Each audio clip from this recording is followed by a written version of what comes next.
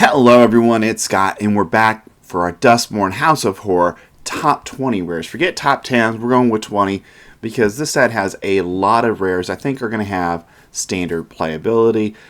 But before we dive in, remember to like and subscribe to get further content like this throughout Duskmourn House of Horror spoiler season and beyond.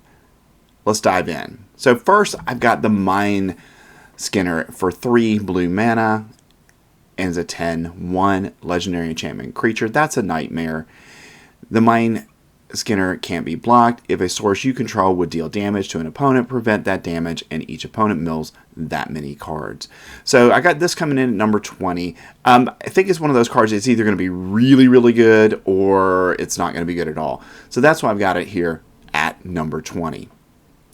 At number 19, Entity Tracker for 2 and a blue mana. You get a Human Scout. That's a 2/3 with Flash.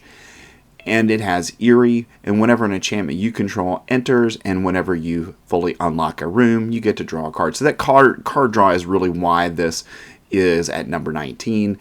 And if we do have an Enchantments Matter deck, this is obviously going to be a part of that, because every time you cast an enchantment, you get to draw that card. So as long as that's going to be a thing in standard, then this will be a good standard card. Coming in at number 18, we've got Peer Past the Veil for 2, a red and a green mana. You get an instant. Discard your hand and then draw X cards, where X is the number of card types among cards in your graveyard. So Peer Past the Veil is a very powerful red-green draw spell.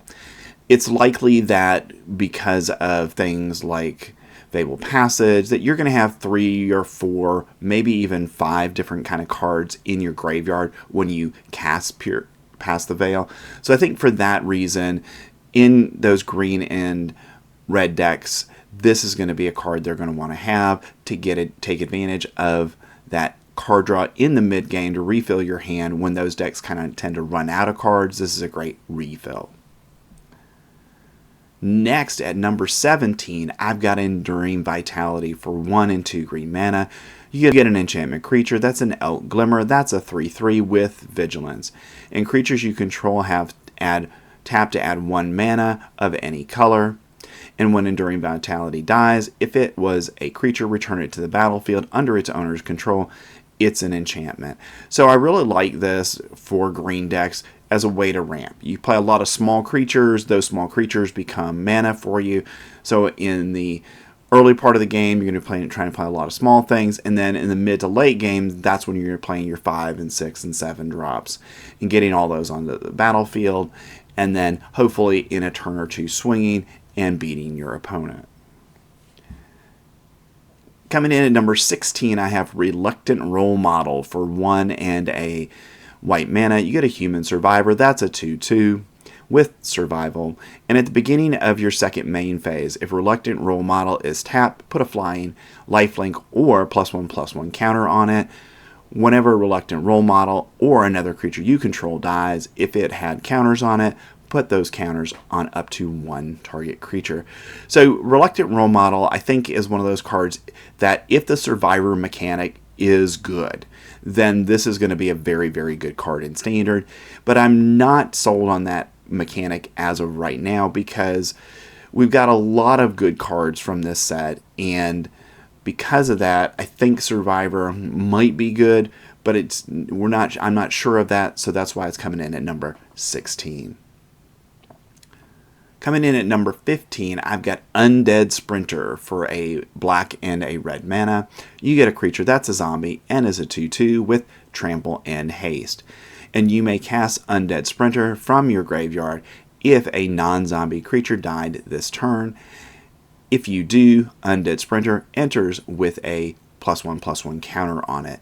So Undead Sprinter is a card that's recursive, and we know that these kind of cards in black tend to see play, that you can basically recast them over and over again from your graveyard. And because of that, I think Undead Sprinter is one of those cards that just fits in well in those kinds of decks. So it comes in at number 15.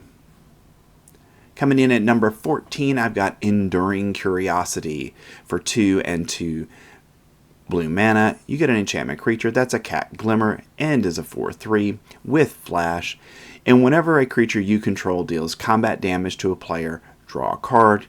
And when Enduring Curiosity dies, if it was a creature, return it to the battlefield under its owner's control. It's an enchantment.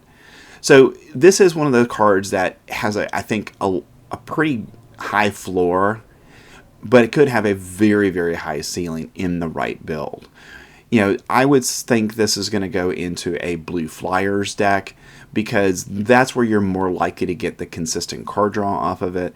It is 4 mana, and that's a little bit of a disadvantage for the card, but that added card draw turn after turn after turn, I think makes this a very interesting card for Standard. Next, we've got Toby, Beasties Befriender for 2 and a white mana. You get a legendary creature. That's a human wizard and a 1/1. And when Toby, Beasties Befriender enters, create a 4/4 white beast creature token with this creature can't attack or block alone. As long as you control 4 or more creature tokens you control have flying. So Toby, I think, is one of the really interesting cards from the set. Clearly this was meant to go into a tokens deck. So we already have a token style deck in Standard that's seeing play. And I think this is just another card you add into that deck. And you're likely, even if Toby dies, to go ahead and keep your 4/4. And because of that, I think this is going to see some play in that white deck that's playing a lot of tokens. Next, we've got our room for the day, and that's going to be at number 12, Roaring Furnace and Steaming Sauna. So Roaring Furnace, 1 and a red mana, you get an enchantment. That's a room.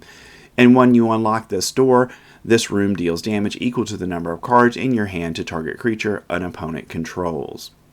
And then you've got Steaming Sauna for 3 and 2 blue mana. You have no maximum hand size, and at the beginning of your end step, you get to draw a card. So I think you play Roaring Furnace in the early game, killing an important creature that your opponent has on the field.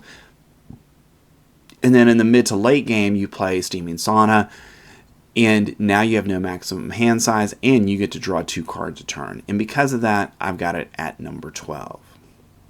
Coming in at number 11, I've got Enduring Tenacity for 2 and 2 black mana. You get an enchantment creature. That's a Glimmer Snake.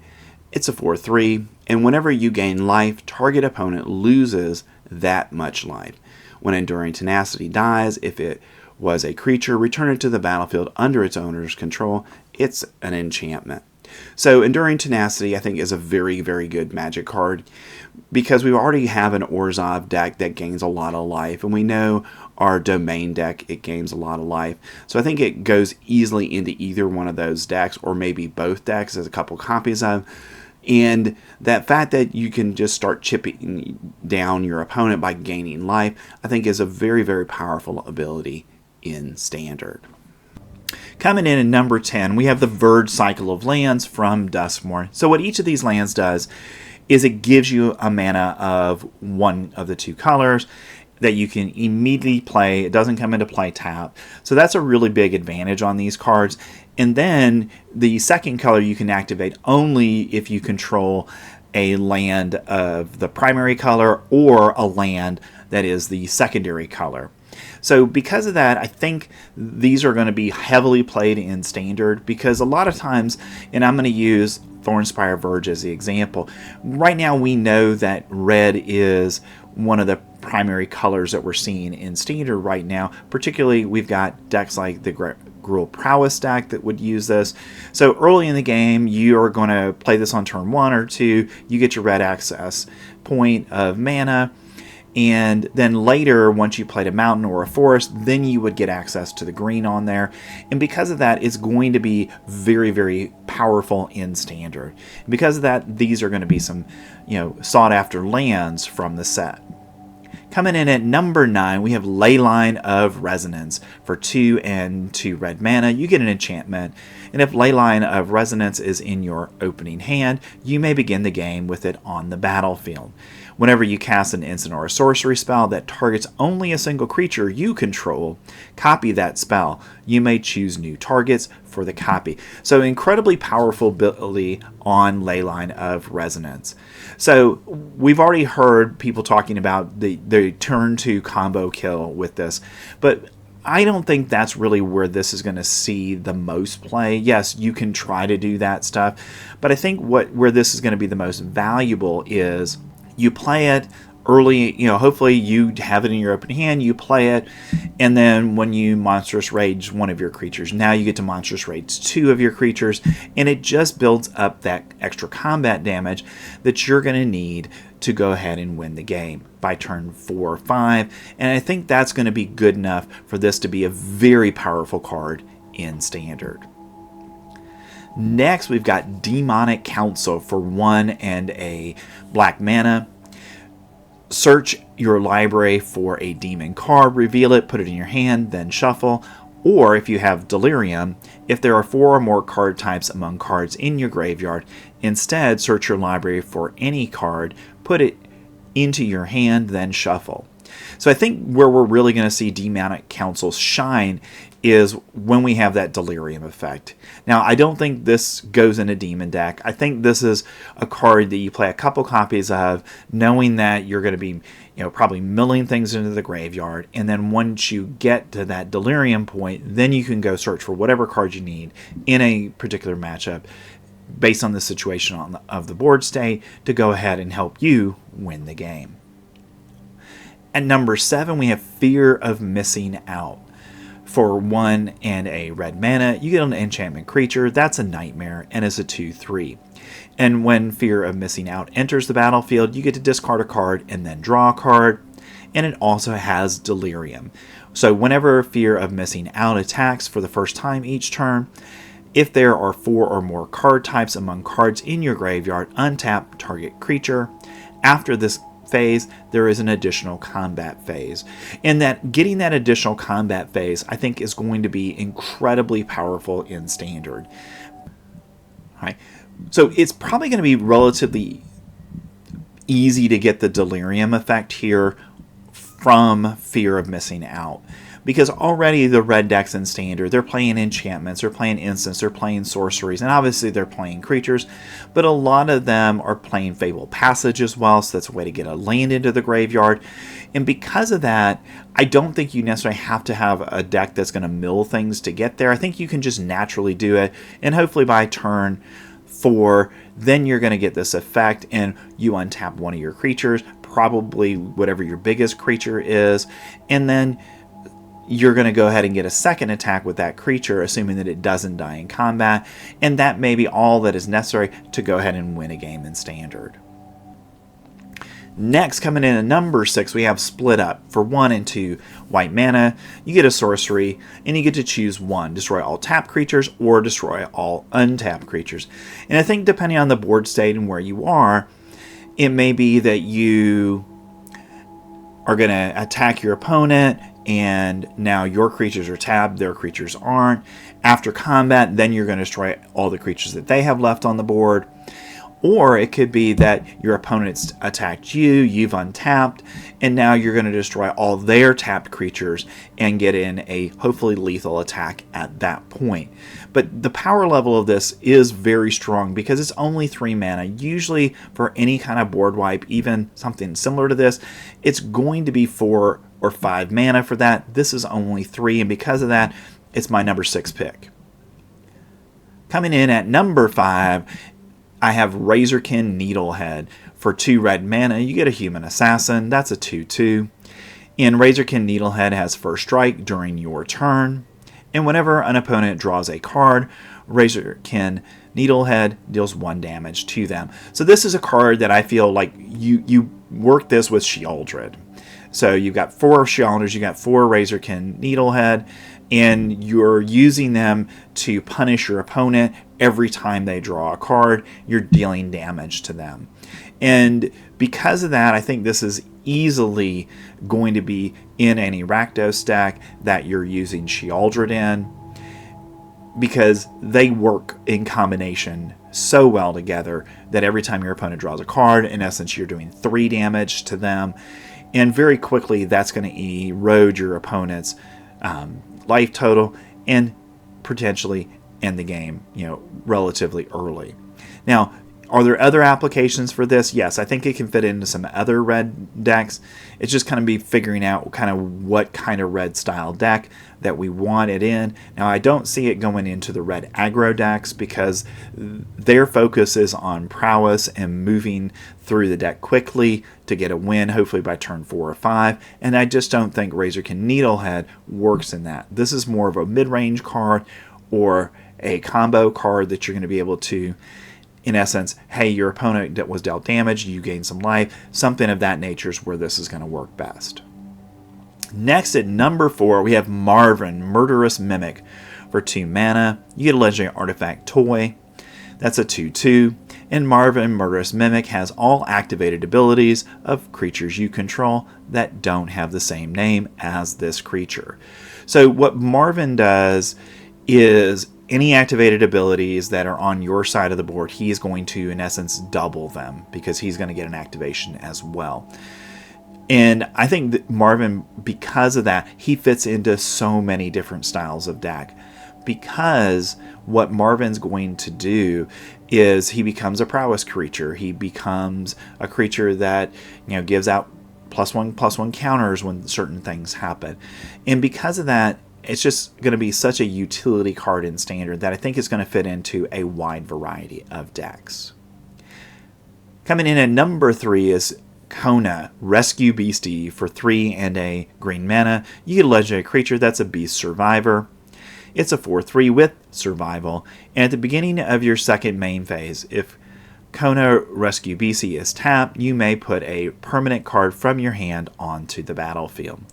So again, we talked about the survival ability before, and any way of, in essence, either attacking with Kona or tapping Kona through another ability is going to get you a free played card every single turn. And that is an incredibly powerful ability in Standard. So I think the Domain deck is going to want to have a couple copies of this because this can get you a free Sheoldred as early as turn 5 or earlier potentially because of all the ability of the deck to, in essence, access additional lands. So maybe even a turn 3 Kona into a turn 4 Atraxa if you can get it tapped and it survives on the board. And because of that, I think this has got a lot of applications across Standard. Next, coming in at number 2 is the Tale of Tamo. For 2 and a blue mana, you get a legendary enchantment. That's a saga. And as this saga enters, and after your draw step, add a lore counter, sacrifice after Chapter 4. So on Chapters 1, 2, and 3, you get to mill 2 cards, and if 2 cards that share a card type were milled this way, you get to draw a card and repeat this process. So, probably not going to get this every time, but certainly probably over the 3 activations, you're going to be able to at least draw 1 card and hopefully get some additional activations of this. And then on Chapter 4, exile any number of target instant, sorcery, and or Tamiya Planeswalker cards from your graveyard, copy them, you may cast any number of the copies. So this is that ability, in the mid to late game, you play Tamiya, you get access to all these cards. It takes a few turns to get there, but then once you hit Chapter 4, then you can play all of those cards. And I think that's an incredibly powerful ability in Standard. Next, we've got Unstoppable Slasher as our number 1 card from the set. An Unstoppable Slasher costs 2 and a black mana for a 2/3 zombie assassin with Death Touch, and whenever Unstoppable Slasher deals combat damage to a player, they lose half their life, rounded up. When Unstoppable Slasher dies, if it had no counters on it, return it to the battlefield tapped, under its owner's control with 2 stun counters on it. So this is basically a recursive ability where if you're going to deal damage to your opponent, they lose half their life rounded up. So just a couple of hits by Unstoppable Slasher is going to win the game for you because the first time it's going to deal 2 and then it's going to have them go down and lose half their life. So now they're at 9. You hit them again for 2. Now they're at 7, and you get them to take 4 life out because you remember you're rounding up. And then with 2 hits, you've won the game as early as maybe turn 5. If you have a way to get this in earlier, or a way to give it the ability to have menace or something else like that, that would make it easier for this to get through, then I think this is going to be a really, really powerful card. And don't underestimate the ability of getting this back from the graveyard every single time if your opponent doesn't kill it while it has those stun counters on it. Because if they can't, then it's just going to keep coming back. And it's going to keep attacking. It's going to keep pushing damage. And every time it connects, it's going to lose that person half their life. Alright, so those are my choices for the top 20 cards that are rares from Duskmourn. Thanks for staying to the end of the video. Remember to like and subscribe to get further content like this throughout Duskmourn House of Horror spoiler season. And in just a short month or so, we'll be back with Foundation spoilers as well. So thanks. I'll see you next time.